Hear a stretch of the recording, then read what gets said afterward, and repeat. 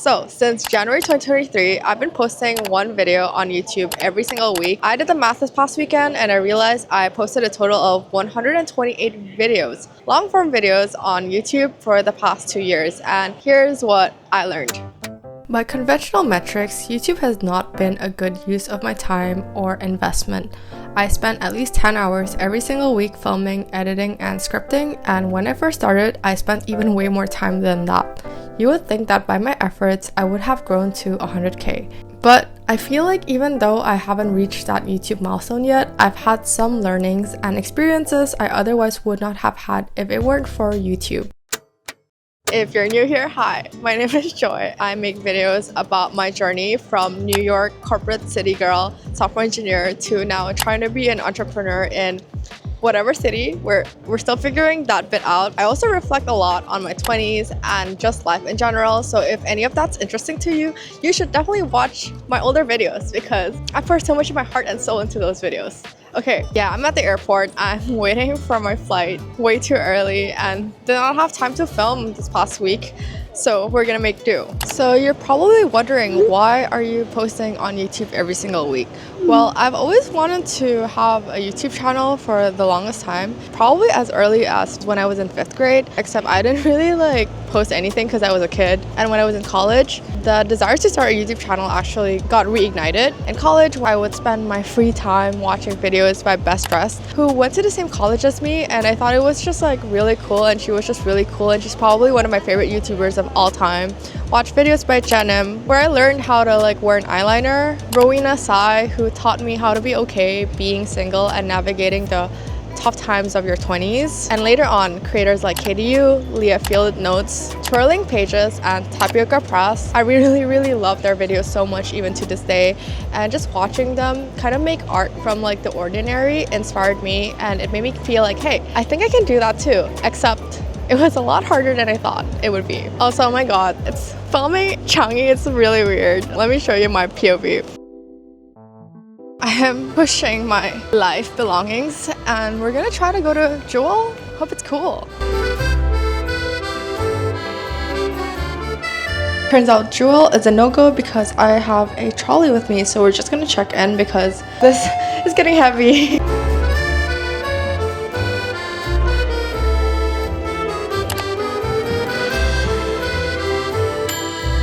So I've had this desire to start a YouTube channel ever since I was in college, right? But I never did anything about it. And before I knew it, I was 24. And let me tell you, something about turning 24 and realizing that I've been telling my friends that I've wanted a YouTube channel for years and not doing anything about it was quite depressing. I was just so afraid of being judged by the people in my life, being judged by acquaintances, being judged by strangers on the internet. And I just lacked the courage. It was a really big thing to develop. So I told myself that 24 was the year that I would finally start posting on YouTube because I've been procrastinating this for far too long. I told one of my best friends in New York, Grace, that I wanted to start a YouTube channel, and at that time I had no idea what I wanted to post. But I told her, let's talk about some career stuff and let's do it mukbang style. We bought way too many beignets and spent 3 or 4 hours just trying to film, talk, and eat beignets. I blocked it out of my memory because I think it was just so bad. Grace was actually the one who reminded me. She told me a few months ago, do you know how far you've come? I think that exercise got me more comfortable showing up on camera alone. So I filmed a couple YesStyle hauls because this was 2021 and YesStyle hauls were really big during the day. Those videos also never really saw the light of day. The main blocker there was I just did not have the courage. I was so scared about what my friends would think. Afraid of my friends from high school or college finding my videos and thinking that I was cringe. And I know it took so long for me to get over that feeling. That mental blocker was really big. At this time, I didn't know a single person in my personal life who had a YouTube channel. So doing YouTube really felt like this really distant pipe dream. I was so scared. I just had so many fears. And I bought a Canon G7X, which was actually my first vlogging camera. That camera just sat in my apartment for 6 months because I just didn't have the courage. And then it was finally August 2022 and I finally posted my first ever YouTube video. except I archived it about like 3 hours later because I was once again scared. Isn't it so frustrating? I know, I'm frustrated towards myself. But honestly, that mental blocker of trying to start something new, getting out of your comfort zone, especially when you're not surrounded by people who've done it or know anyone who's done it, it's really, really real. And now I'm like filming in the middle of an airport in a foreign country and I like am not afraid, but it took so long for me to get to this point. I was very upset at myself for not being able to put myself out there, and I started reflecting some more. You know how I told you how initially I was so scared of what my friends would think, what my acquaintances would think? There are tons of journaling, hours of self-reflection. The root of it was I was so uncomfortable with the idea of people seeing me struggle in public, looking like a fool in front of other people. Because for most of my life, I tried my best to maintain this like effortless image even as I was struggling, whether it was studying for exams or whether it was trying to get a job or internship. I just like subconsciously equated people who struggled as like being a loser, and really the only person I was really judging was myself. When I was really young, I did really well in school without trying very hard, and it was this whole thing of just like not comfortable being uncomfortable because deep down equated it as being like a loser, which is such a bad mindset to have, because when you put yourself out of your comfort zone, you will inevitably struggle. YouTube especially is very public, right? Like when you post a video, everyone can see how well you're doing, how bad you're doing. The idea of that progress being very, very public was really daunting to me, unless you go viral in your first few videos, which unfortunately hasn't been the case with me. And then before I knew it, I was 25. I really didn't like the idea that it had been another year without making much progress. It's not a nice feeling when you realize that you've let your pride, your ego get the best of you and stop you from doing the things you genuinely want to do. And so for 2023, my New Year resolution was to post at least one long form video every single week. No excuses. And that's exactly what I did. I started posting every single week through a really bad breakup, through terrible days at work, and one video would take about 10 to 15 hours. Those videos were really bad. My first 20-something videos, whenever I look back, I feel so cringe. I'm like, who let me put that out there on the internet? But I told myself I have to keep going for at least a year before quitting. And after posting consistently for about 6 months, I grew to 600 subscribers, and I was stuck there like for about 6 to 8 months. And that was really discouraging, especially when you're in a platform like YouTube. When you go to like YouTube Home, videos that get promoted on your homepage are videos that tend to be doing really well. It just kind of felt like everyone was doing well but me, and this is also sometimes how I feel. And although I've never wanted to be like Mr. Beast, the lack of results was really depressing. A lot of people would ask me why I kept going then when I saw no results for so long. Honestly, it just felt really good internally to be able to be consistent and to stay true to what you really want to do. Because up to this point, I feel like whenever I pursued something, whether it's working towards college admissions or towards a job, there was always that factor of external validation from like a third party, whether it's by society or by my parents or by my friends. And YouTube was just like one thing that like has none of that. In fact, amongst like my circle, I don't think it was a cool thing to have a YouTube channel, but I was able to do it for myself because I wanted to. And just that feeling of realizing I can keep the promises I make to myself was really freeing and liberating. It truly was like the first time in my life where I did something where I was fully not accountable to anyone. Like editing one video would take like 10 plus hours, and I had a full-time job as a software engineer where I had to come into the office like 3 days a week, and so it would eat up a lot of my weekends, a lot of my nights after work. But I did that because I wanted to, even though I was not required to. And that whole year of 2023, realizing I was able to stay consistent made me realize that wow, I can really trust myself, and maybe there's a life for me outside of corporate. You know, up to this point, I always saw growth as a linear line where the effort you put in is directly proportional to your results. But doing YouTube made me realize that growth is not linear, and much of life actually is not linear. Instead of a graph looking like this, it's actually a graph that looks like a bunch of steps.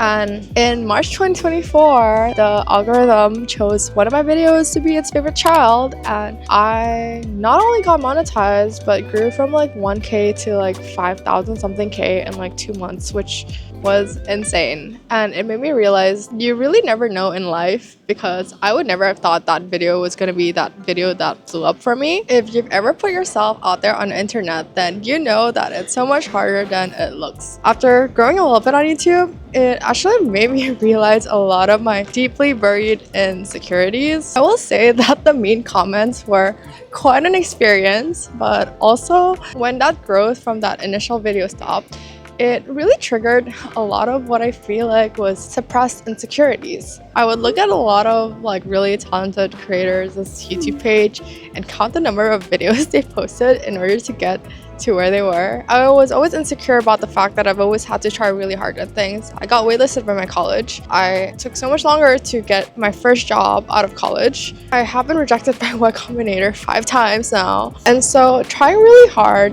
for everything in my life is sort of a sore spot. And it is something that I'm still trying to make peace with. It feels much like being in a class where you get an A and your friend also gets an A, except your friend barely studied and you pulled an all-nighter.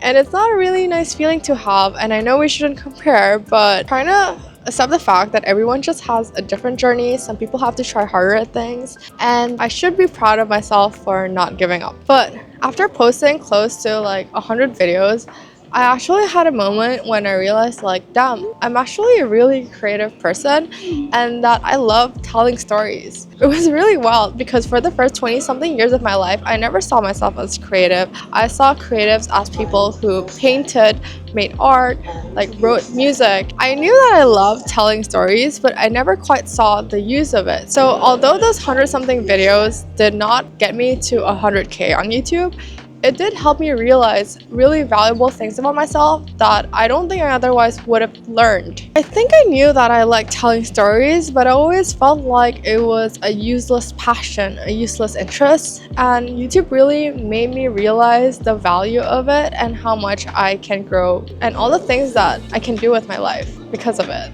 If it weren't for those 100 something videos, I probably would still be at a corporate job feeling like I don't quite belong here, but not knowing what I should be doing with my life. Now I'm still struggling, but I do feel like I know what it is I should be working towards. Because of YouTube, I've been able to make new friends, which I feel like living in New York enables you to meet people quite easily.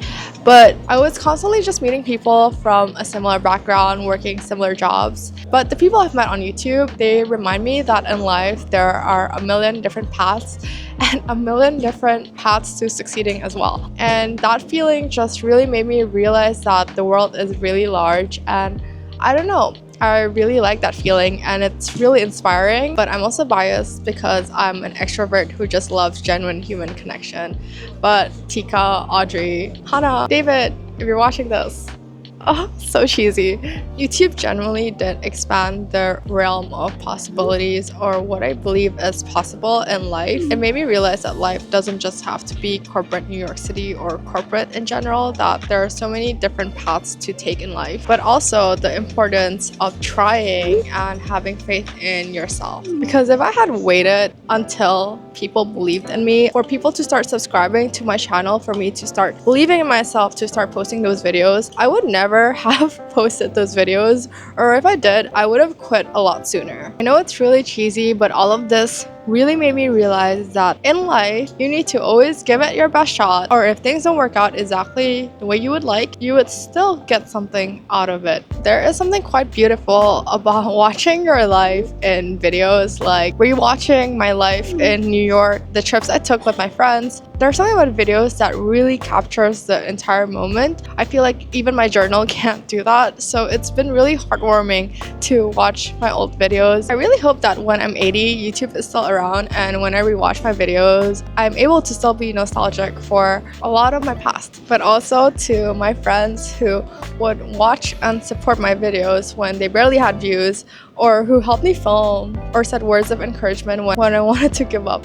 Grace, Jinhee, Gigi, Laura, Mel, Gilbert, Candace, Jacqueline, Gary, Joelle, Wilson. I Love you guys so much. So while posting 128 videos did not get me 200k, did not make me a millionaire, or was not as smooth or easy as I hoped it would be, I did get a lot out of it. I learned to get over my head. I learned that I could trust myself.